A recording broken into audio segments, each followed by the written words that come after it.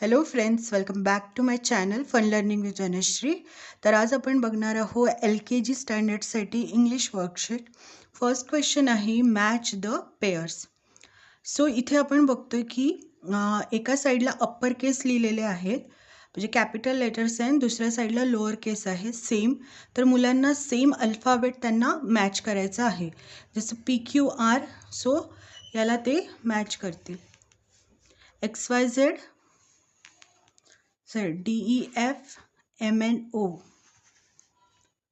Second question आहे circle the same letters.